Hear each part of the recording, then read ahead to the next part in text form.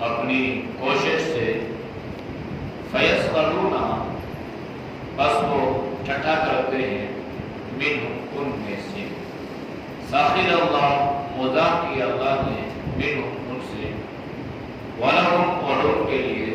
عذاب علیم عذاب ہے دردناک استغفر لہم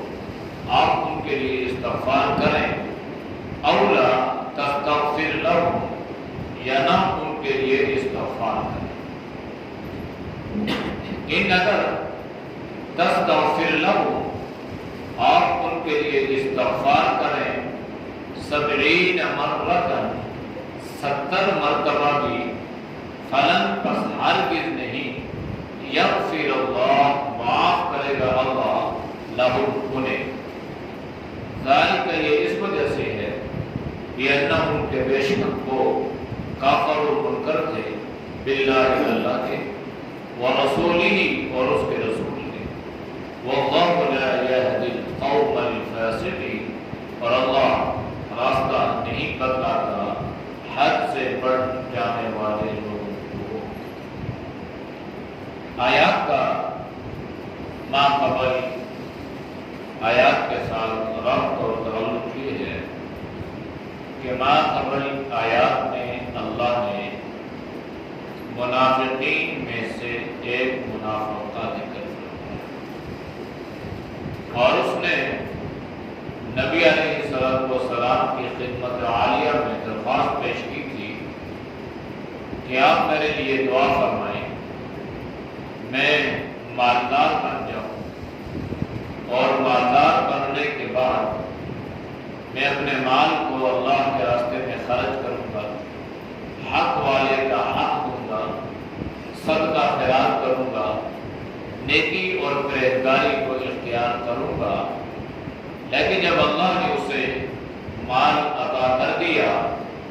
نبی علیہ السلام کی دعا کی برکت سے تو نہ اس نے اللہ کا حق ادا کیا اور نہ ہی اس نے اللہ کے بندوں کا حق ادا کیا جس کا نتیجہ یہ ہوا کہ وہ سالبہ گمراہی کی حالت میں دنیا سے آیات کریمہ میں بھی اللہ نے منافقین کی بعض شرارتوں کا ذکر فرمایا وہ یہ تھا کہ جب اللہ نے صدقات کی آیات کا نزول فرمایا اور اللہ کی طرف سے اہل ایمان کو یہ پیغام ملا کہ تم اپنے مال اللہ کی راہ میں خرچ کیا کرو جب مال اللہ کی راہ میں خرچ کرو گے تو اس کی برکت سے اللہ تمہارے مال میں اضافہ بھی فرمائے گا اور تمہارے مال میں اللہ برکتیں بھی عطا فرمائے گا تمہارے مال کی اللہ حفاظت بھی فرمائے گا تو یہ مال دینا کوئی اللہ کو قرض حسنہ نہیں ہوتا تو اللہ نے مختلف آیات میں اس کے فضائل بیان فرمائے کہ اللہ کے راستے میں خرچ کرو گے تو اللہ تمہیں اجر کیا عطا فرمائے گا اس کا صلہ اللہ تمہیں کیا دے گا اللہ اس کا انعام تمہیں کیا دے گا دنیا اور آخرت میں تو اہل ایمان جو تھے مخلصین جو صحابہ تھے وہ جوش در جوش رغبت سے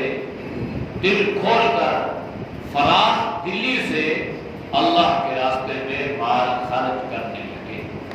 چاہے وہ مالدار تھے تب بھی چاہے وہ تنگدست تھے تب بھی کسی نہ کسی طرح وہ مال کو اللہ کے راستے میں خرچ کرتے ہر آدمی اپنی اپنی استطاعت کے مطابق مال کو اللہ کے لیے خرچ کرتا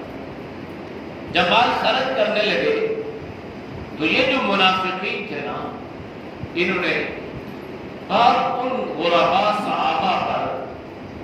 جن میں سے کسی نے آدھی سا گندم یا 1 سا گندم یا کھجوریں تھوڑی سی جو جس کے پاس تھا وہ صدقات کرنے لگے تو یہ بات ان منافقین سے ہضم نہ ہو سکی تو منافقین اوچھے گڑھوں پہ اتر آئے اور یہ روز اول ہی سے ایسا ہوتا ہے کہ جو منافقین ہوتے ہیں وہ حق اور سچ کو برداشت نہیں کر سکتے، لہذا وہ حق اور سچ کا مقابلہ بھی نہیں کر سکتے، وہ ایک تیسری چیز کو حق اور سچ کے سامنے لانے کی کوشش کرتے ہیں۔ اب انہوں نے کیا کیا؟ کافروں کی طرح مقابلہ بھی نہیں کیا اور یہ مسلمانوں کو تان و تشنیع دینے لگے اور اس طرح الزامات کے تیر چلانے لگے۔ تو اللہ نے آیات میں اس کا ذکر یوں فرمایا کہ الذین، جو لوگ یلمزون، تان و تشنیع کرتے ہیں، الزام دیتے ہیں، برا برا کہتے ہیں، تانے دیتے ہیں، المتطوعین من المؤمنین فی الصدقات، متطوعین کہتے ہیں فراخ دلی سے، یہ کیا مال خرچ کرنا مجبوراً، انسان کا دل نہیں کر رہا، زبردستی مجبوراً، تو اس میں اتنے اجر کا وعدہ نہیں ہے۔ اجر کا جو وعدہ ہے وہ طوعاً، یعنی خوشی سے، دل میں کوئی کراہت نہ ہو، دل میں کوئی میل کچیل نہ ہو، تو دل میں فراخ دلی ہو، دل میں خوشی ہو اور انسان اپنی خوش دلی سے اللہ کی رضا کے لیے مال کو خرچ کرے۔ تو اللہ نے فرمایا کہ مشرکین اور منافقین ان اہل ایمان پر تان و تشنیع کرنے لگے جو دل کھول کر صدقات کرنے لگے۔ حضرت عبداللہ بن مسعود رضی اللہ عنہ جو فقیر امت ہیں، انہوں نے فرمایا کہ جب صدقات کی آیات کا نزول ہوا تو زکوٰۃ کے علاوہ نفلی صدقات کا بھی اہتمام ہم کرنے لگے، یہاں تک کہ ہم پر کسی کو وسعت حاصل نہیں تھی، مال وافر مقدار میں نہیں تھا، ہم محنت مزدوری کر کے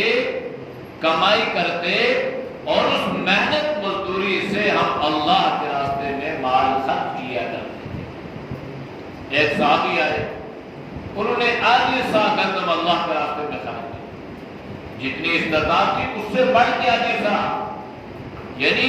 حالت یہ تھی کہ آدھی سا پونے 2 سے گندم بھی خرچ کرنے کی طاقت نہیں تھی، یہ بھی استطاعت سے بڑھ کے انہوں نے خرچ کر دیا۔ ایک اور آئے، انہوں نے پوری سا، تو یہ جو منافقین تھے کہنے لگے یہ دیکھو بیچارے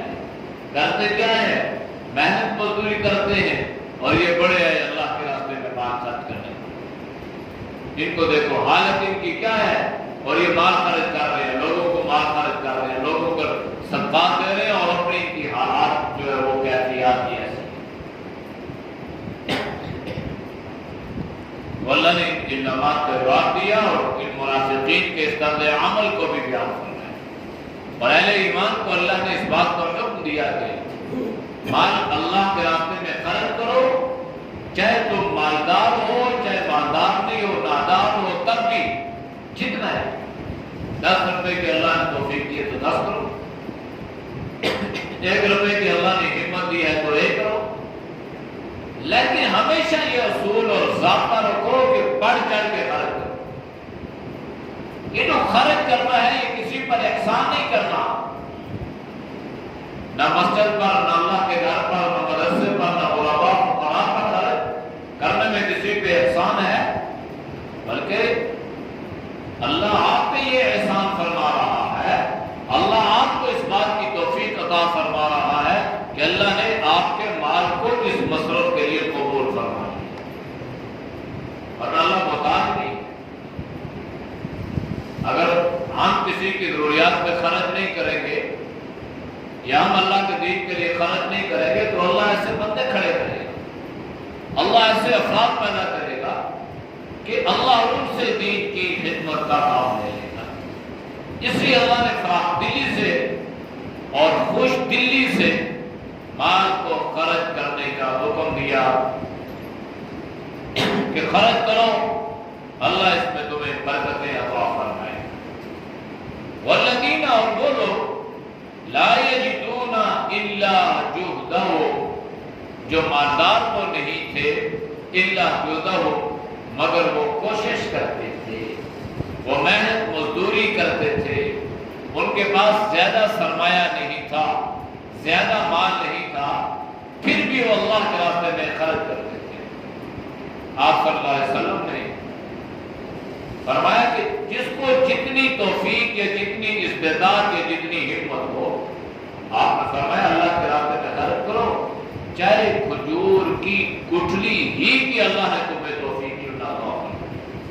یہ مت سمجھو کہ کم ہے زیادہ ہے، اللہ کم اور زیادہ کو نہیں دیتا، اللہ انسان کے دل کے اخلاص کو دیتا ہے۔ اللہ انسان کے دل کو دیکھتا ہے کہ دل میں اخلاص کتنا ہے، دل میں للہیت کتنی ہے، دل میں اللہ کی رضا کا حصول کتنا ہے۔ اس لیے ہمیشہ مال خرچ بھی کریں، اللہ کی رضا کے لیے کریں، خوش دلی سے کریں، اور اس ایمان اور یقین پہ کریں کہ اللہ کا وعدہ ہے خرچ کرو گے تو اللہ مال کو اضافہ فرمائے۔ مثل الذین ينفقون اموالهم فی سبیل اللہ، کہ وہ لوگ جو اپنے مال کو اللہ کے راستے میں خرچ کرتے ہیں، کمثل حبۃ انبتت سبع سنابل فی کل سنبلۃ مئۃ حبۃ، فرمایا کہ ایک دانہ اللہ کے راستے میں عطا کرو گے، خرچ کرو گے، اللہ اس کے بدلے میں تمہیں 100 پیسے خرچ کرنے کا اجر عطا فرمائے گا۔ یعنی 1 روپیہ، اس کے بدلے میں اس کے عوض میں 100 روپیہ۔ اب جس کے پاس کم پیسہ ہے، استطاعت نہیں ہے، پھر بھی خرچ کر رہا ہے، اس کے ذہن میں یہ ہے کہ چلو میں ایک وقت کا کھانا نہیں کھاؤں گا، میری یہ مسجد بن جائے، میرا یہ مدرسہ چل جائے، میرا یہ دین کا کام ہو جائے، لوگ اس سے فائدہ اٹھاتے رہے، میرے لیے یہ صدقہ جاریہ بن جائے، چاہے اس کے لیے مجھے اپنے جسم پہ لگے ہوئے مہنگے کپڑے بھی بیچنا پڑے، تو انسان بیچ کر اپنے وہ پیسے اللہ کے راستے میں دے، اس کا اجر اللہ ان سے بھی زیادہ عطا فرماتا ہے۔ یہ اخلاص ہے، یہ محبت ہے، یہ اللہ کی رضا ہے۔ اس لیے فرمایا کہ بعض وہ لوگ ہیں جن کے پاس مال تو نہیں تھا، الا جودہ، مگر وہ محنت مزدوری کر کے اس محنت مزدوری میں سے آئے ہوئے پیسے سے بھی اللہ کے راستے میں خرچ کرتے تھے۔ جب یہ خرچ کرتے فَيَسْخَرُونَ مِنْهُ، تو لوگ ان سے مذاق کرتے، ٹھٹھا کرتے، ہنسی مذاق، انگلیاں اٹھاتے، تانے دیتے، کہتے وہ بھائی یہ مال ہے تو خرچ کر دیں۔ کبھی کبھی کہتے اللہ تمہارا غریب ہو گیا ہے، نعوذ باللہ، کہ اللہ ہم سے زکات مانگ رہا ہے، اللہ ہم سے زکات خیرات مانگ رہا ہے۔ لقد سمع اللہ قول الذین قالوا ان اللہ فقیر ونحن اغنیاء، اللہ نے ان لوگوں کی بات کو سن لیا جنہوں نے یہ کہا کہ اللہ فقیر ہو گیا ہے اور ہم مالدار ہو گئے ہیں۔ اللہ فقیر نہیں ہے، اللہ غنی ہے، اللہ اپنی ذات کے لیے نہیں مانگ رہا، اللہ اس لیے مانگ رہا ہے تاکہ اس مال کی محبت تمہارے دل میں مضبوط ہو اور اس مال کی وجہ سے کہیں تم تباہ و برباد نہ ہو۔ اس لیے اللہ نے مطالبہ فرمایا سخر اللہ منہم، یہ اللہ سے کیا خدا کرے، اللہ ان سے خدا کرے۔ پھر اللہ نے خدا کیا تو پھر دین اور دنیا میں اور آخرت میں دونوں جہانوں میں ذلیل اور رسوا ہو۔ یہ تانے دینا، الزامات کرنا، کسی کو ذلیل کرنا، یہ ہمارے اسلام میں جائز نہیں ہے۔ بلکہ اگر کوئی ذلیل ہو رہا ہو تو اس کو ذلت سے بچانے کی کوشش کرے۔ ہاں اگر کہیں پر شر کا کوئی پہلو ہو، دوسرے کو اس نظریے سے بتانا کہ یہ آدمی اس کے شر سے بچے۔ ایک آدمی کی حرکات اور سکنات درست نہیں ہے، ایک آدمی بددیانت ہے، اس کا کردار اور کریکٹر صحیح نہیں ہے، اور ایک آدمی اس کے حالات سے واقف ہے اور دوسرا نہیں ہے، تو لہذا اس کی برائی سے کسی دوسرے کو آگاہ کرنا اس نیت سے کہ یہ آدمی اس کے شر سے محفوظ رہے تو یہ جائز ہے۔ لیکن ایک بڑھورا بس کھول دینا اور اس کو پورے معاشرے میں سب کے سامنے ذلیل اور رسوا کرنا، ہمارے اسلام نے ایسا کرنے سے منع کیا۔ اس لیے وَلَهُمْ عَذَابٌ أَلِيمٌ، جو لوگ ایسا کریں گے مسلمانوں کو تان و تشنیع، خرچ کرنے والوں پر تانے، تو ان کے لیے دردناک عذاب ہے۔ یہ دردناک عذاب دنیا میں بھی اللہ دے گا اور آخرت میں تو اللہ کا یقینی اور پختہ وعدہ ہے۔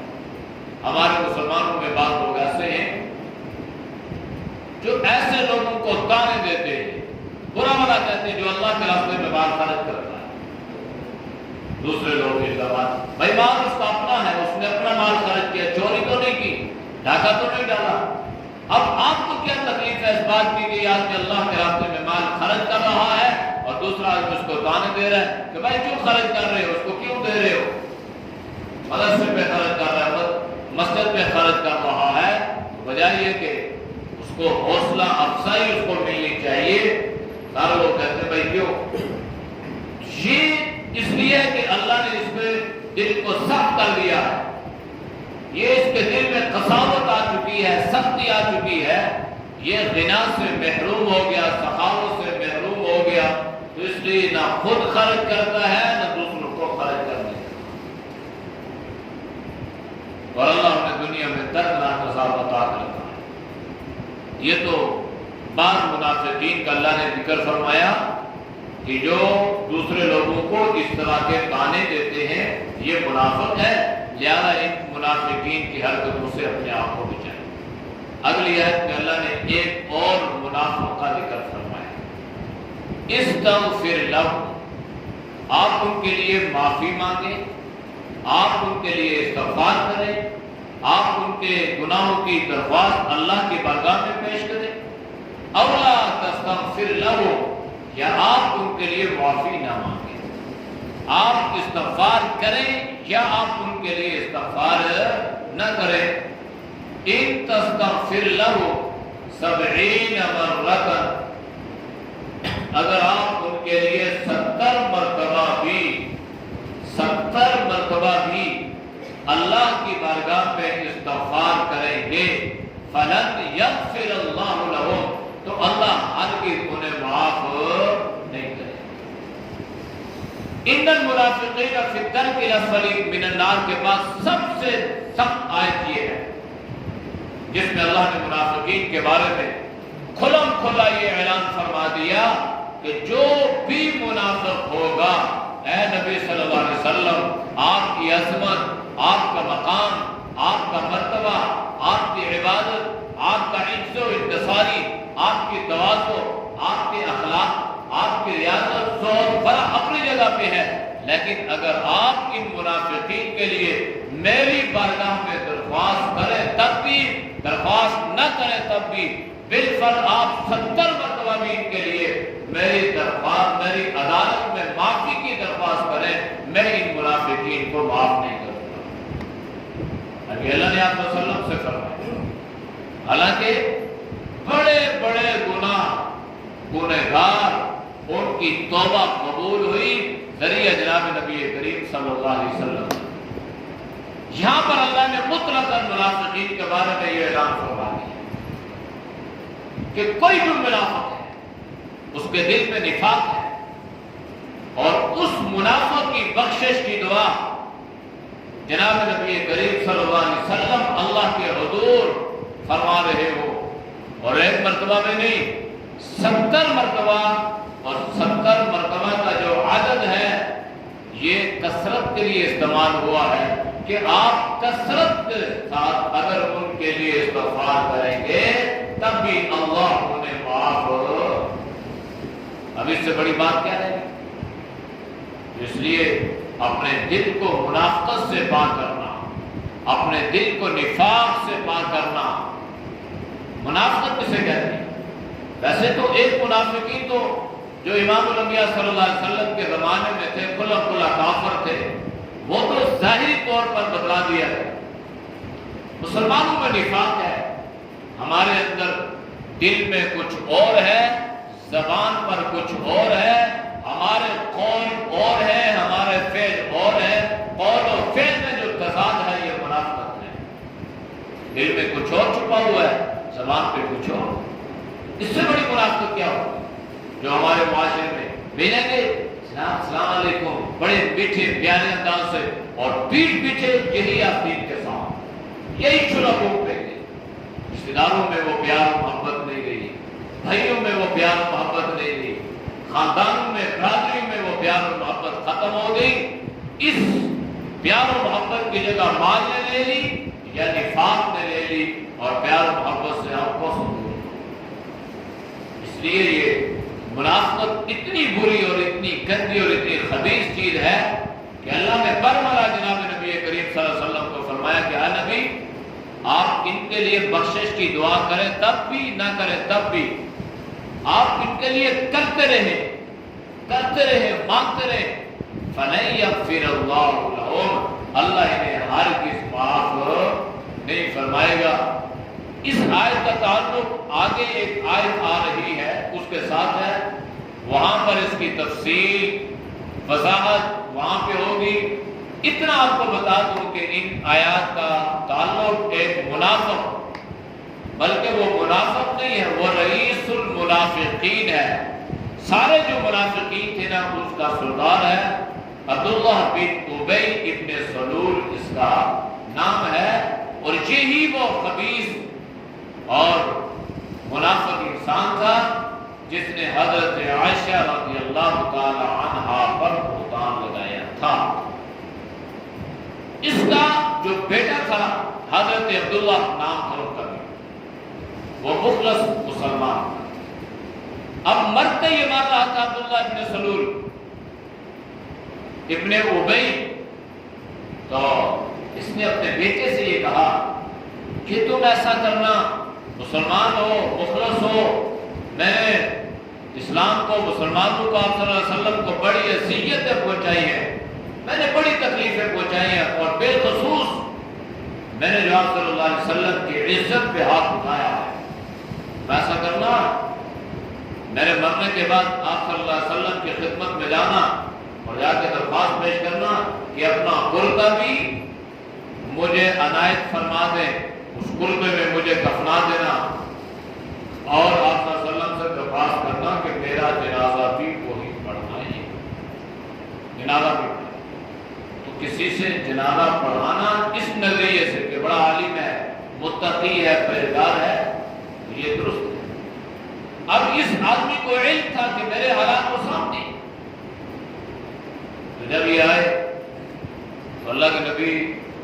اتنے شفیق، اتنے مہربان کہ سمجھتے تھے، جانتے تھے اس نے میرے ساتھ کیا کیا ہے. لیکن اللہ کے نبی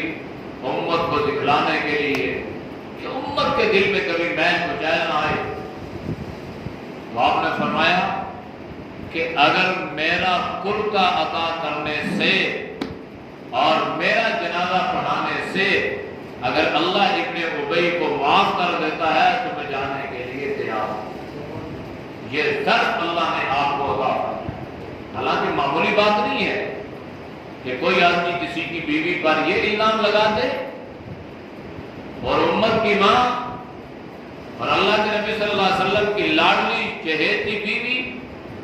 اور کائنات کی ماں حضرت عائشہ رضی اللہ تعالی عنہ، لیکن آپ کے دل میں میل کو چین نہیں تھی. اللہ نے آپ کو یہ اعلیٰ ظرف عطا فرمایا تھا کہ کس قدر آپ اپنے دشمن کے ساتھ بھی بہترین سلوک فرمایا کرتے تھے. آج تو ہم اپنے مسلمانوں کے ساتھ کیا کرتے ہیں، ہم اپنے بھائیوں کے ساتھ، اپنی بہنوں کے ساتھ ایسا سلوک اور ایسا رویہ کہ یہ مسلمان ہی نہیں ہے، ہمارا ان کے ساتھ کوئی تعلق نہیں ہے، کوئی خون رشتہ ہی نہیں ہے. اور اللہ کے نبی اپنے سب سے بڑے دشمن ابو جہل کو مار گیا تھا، اور اس کے بعد اگر کسی نے اسلام کو، آپ صلی اللہ علیہ وسلم کو نقصان پہنچایا تھا وہ یہی تھا ابن ابی. تو اللہ نے فرما دیا اللہ کے نبی آپ جائیں، جنازہ پڑھائیں، قمیص دے دیں، اس کے لیے بخشش کی دعا کریں یا نہ کریں، لیکن سن لیں اس کو معافی نہیں ملے گی. اللہ کے نبی نے اس نظریے سے بھی، حالانکہ حضرت عمر رضی اللہ تعالیٰ عنہ جلال والے، حضرت عمر نے آپ کو روکا اللہ کے نبی آپ اس کی نماز جنازہ پڑھا رہے ہیں جس نے الزامات لگائے تھے، اتنی منافقت اور اتنا گند اور کیچڑ پھیلایا تھا. تو آپ صلی اللہ علیہ وسلم نے پھر بھی نماز جنازہ ابن ابی کی پڑھائی. لیکن اس کے بعد جب آیات اگلی آیات کا نزول ہوا تو آپ صلی اللہ علیہ وسلم نے کسی منافق کی نماز جنازہ نہیں پڑھائی. لیکن اس نظریے سے بھی کیا اللہ کے نبی نے فرمایا کہ اللہ نے مجھے یہاں پہ آپشن دیا کہ استغفار کریں یا نہ کریں، چلو کر لیتا ہوں. 70 مرتبہ کریں، اللہ کے نبی نے فرمایا زیادہ کر لیتا ہوں. اور آپ نے حضرت عمر سے فرمایا کہ اگر مجھے اللہ بتلاتا کہ اس کے لیے اتنی 1000 مرتبہ یہ اتنی مرتبہ استغفار کرے، قسم ہے مجھے اس رب کی جس کی قبضہ میں میری جان ہے، واللہ میں ابن ابی کے لیے اتنی مرتبہ استغفار کرتا. یہ ظرف اپنے اندر پیدا کرنے کی ضرورت ہے آج کے زمانے میں. ذالک اس وجہ سے بِأَنَّهُمْ كَفَرُوا، بے شک وہ منکر تھے، کافر تھے، باللہ اللہ کے ساتھ بھی، وَرَسُولِهِ اور اس کے رسول کے ساتھ بھی، وَاللَّهُ لَا يَهْدِي الْقَوْمَ الْفَاسِقِينَ اور یہ لوگ حد سے بڑھنے والے تھے. جب بھی کوئی قوم کوئی لوگ حد سے بڑھتے ہیں تو وہ ہدایت سے محروم ہو جاتے ہیں. اللہ ان کے لیے راستے جو ہے وہ راستے بند کر دیتا ہے، وہ گمراہی کی دلدل میں پھنس جاتے ہیں اور پھر یہ سمجھتے ہیں کہ ہم ہدایت پہ ہیں اگرچہ وہ ہدایت پر نہیں ہوتے. اعوذ باللہ من الشیطان الرجیم، بسم اللہ الرحمن الرحیم. الذین يلمزون المتطوعين من المؤمنين في الصدقات والذين لا يجدون إلا جهدهم فيسخرون منهم سخر الله منهم ولهم عذاب أليم. استغفر لهم أو لا تستغفر لهم إن تستغفر لهم 70 مرة فلن يغفر الله لهم ذلك بأنهم كفروا بالله ورسوله والله لا يهدي القوم الفاسقين. الحمد لله رب العالمين والعاقبة للمتقين والصلاة والسلام على خير خلقه محمد وعلى آله وصحبه أجمعين. یا اللہ ہم سب کے سجا کیا ہم کو معاف فرما. اے اللہ گناہوں سے حفاظت فرما. اے اللہ ہمیں اخلاص نصیب فرما. یا اللہ ہر طرح کی منافقت سے، یا اللہ بغض سے، حسد سے، کینہ سے، نفرت سے، اے اللہ تو ہم سب کے حفاظت فرما. یا اللہ ظاہری اور باطنی دشمنوں کے شرارتوں سے اللہ پوری امت کی حفاظت فرما. جہاں کہیں بھی منافقین ہیں اے اللہ انہیں تو ہدایت عطا فرما. اگر ہدایت ان کے مقدر اور نصیب میں نہ ہو اللہ اپنی طاقت سے، اپنی قدرت سے اے اللہ انہیں تباہ و برباد فرما. اے اللہ مسلمانوں کو دین دنیا کی عزتیں عطا فرما، دونوں جہانوں کی بھلائیاں نصیب فرما. اے اللہ جتنے دوست و بزرگ تیرے رضا کے لیے درس قرآن سنتے ہیں اللہ ان کے سننے کو قبول فرما. اے اللہ سب کی جان میں، مال میں، ایمان میں، عزتوں میں اللہ برکتیں عطا فرما. ہر پریشانی مصیبت سے اللہ کو ہم سب کے حفاظت فرما. صلی اللہ تعالی علی نبی امی وعلی آلہ وصحبہ اجمعین برحمتک یا